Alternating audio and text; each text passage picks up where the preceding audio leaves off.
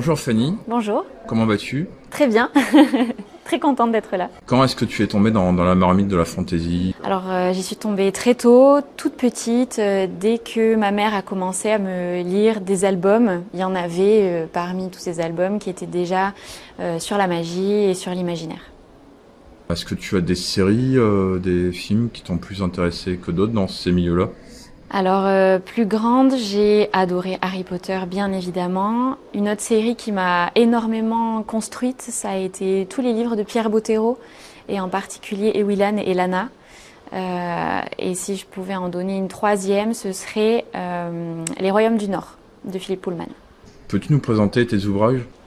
Oui, alors ma série s'appelle Les Arcanes de Brume. Le premier tome, La Cartomancienne, est sorti l'année dernière. Le deuxième vient de paraître et le troisième sera publié l'année prochaine. C'est l'histoire d'une jeune mendiante en 1850 à Marseille qui se retrouve en possession d'un oracle. Donc ce sont des cartes divinatoires. Elle comprend qu'elle a le don de lire l'avenir dans ces cartes et elle voit qu'une quête l'attend. Elle doit partir de Marseille et partir à la recherche d'une femme avec un grand turban dans les cheveux. Et quelles sont tes influences? Alors, l'influence principale, ça a été l'Oracle Béline, qui est le jeu de cartes dont se sert Pita dans le livre, que j'ai acheté, que j'ai découvert, qui m'a fait plonger dans ce monde de l'ésotérisme et de la cartomancie. Après, j'ai toutes ces séries que je lis depuis que je suis toute petite, que j'ai déjà évoquées. Et j'aime beaucoup aussi la littérature classique. Victor Hugo, Balzac, c'est des grosses influences pour moi. Qu'est-ce que tu penses du festival? J'aime beaucoup ce festival, c'est très agréable et c'est beaucoup d'honneur d'être la lauréate du prix de l'imaginaire.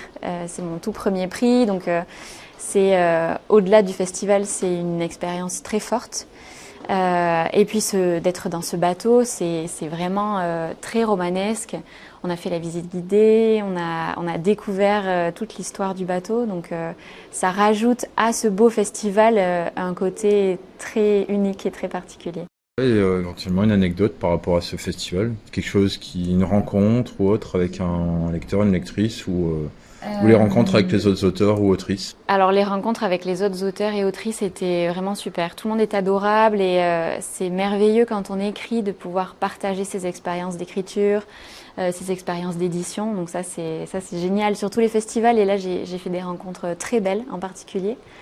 Et une anecdote un peu rigolote, c'est une dame qui est venue m'acheter mon premier tome hier et qui est revenue aujourd'hui, là, ce matin, en me disant j'en ai lu déjà la moitié, je vais vous acheter le tome 2 parce que ce serait trop dommage de vous manquer. Voilà. Et donc ça, c'est la première fois que ça m'arrive d'avoir une lectrice le samedi et qui revient le dimanche pour m'acheter. Ouais, parce qu'il faut dire aux auditrices, auditeurs de Zone Imaginaire, c'est que tu n'as plus de tome 1 sur ton stand, tu n'as que des tomes 2. Exactement, oui, je suis en rupture de stock du premier tome. Donc il faudra revenir l'année prochaine pour le tome 2. Voilà, mais je reviens de toute manière l'année prochaine puisque je remettrai le prix de l'imaginaire à mon successeur ou ma successeuse. Pour toi, qu'est-ce que l'imaginaire, puisque tu as gagné le prix? L'imaginaire, je pense que c'est une très grosse partie de ma vie. Ce sont mes lectures, ce sont mes jeux, mes séries, mes films, et c'est ce que j'écris aussi beaucoup. Je n'écris pas que ça, mais c'est quand même une grosse partie de mes écrits. Et puis c'est le rêve et c'est l'évasion, c'est le voyage, donc c'est vraiment tout ce que j'aime pour m'extirper de cette réalité qui n'est pas toujours facile. Pour toi, l'imaginaire, qu'est-ce qu'elle t'apporte dans ta vie de tous les jours? Ben justement, c'est une respiration, c'est même plus que ça, c'est mon monde à moi qui est très différent de la réalité. Plus le temps passe et plus je m'en rends compte. Mais c'est essentiel de vivre dans d'autres possibilités, dans d'autres imaginaires, dans d'autres rêves que ce que nous apporte la vie de tous les jours, qui peut être très belle, mais voilà, qui n'aura jamais les possibilités de l'imagination. Quelles sont les limites pour toi de l'imaginaire? Je pense qu'il n'y en a pas. Quand je vois ce que moi j'écris, ce qu'écrivent tous les autres auteurs et autrices que j'ai rencontrés, il y a des romans tellement différents qui exploitent tellement d'idées auxquelles moi je n'aurais jamais pensé et auxquelles un autre auteur n'aurait pas pensé non plus. J'espère et je le pense que c'est infini. Pour toi, l'IA dans l'écriture, tu en penses quoi? Alors, je suis pas très renseignée sur l'IA. Je crois que pour l'instant, dans les romans, ça ne se fait pas, j'espère. Mais je pense que c'est un outil très puissant, très important pour plein de choses dans nos vies professionnelles. Et je pense que comme toute invention, elle est mal utilisée pour beaucoup de choses. Et je vois qu'elle est en train de... Alors je ne sais pas si elle est déjà en train de remplacer, mais en tout cas je vois beaucoup d'artistes qui sont inquiets qu'elle remplace leur travail. Je pense à mon illustratrice qui est une personne merveilleuse et qui a un talent fou et qui craint, comme tous ses pairs, de voir leur travail remplacé par des IA. Donc voilà, je pense que quand elle est utilisée à des fins scientifiques, médicales, elle est essentielle maintenant dans notre vie, puisqu'on l'a, autant s'en servir.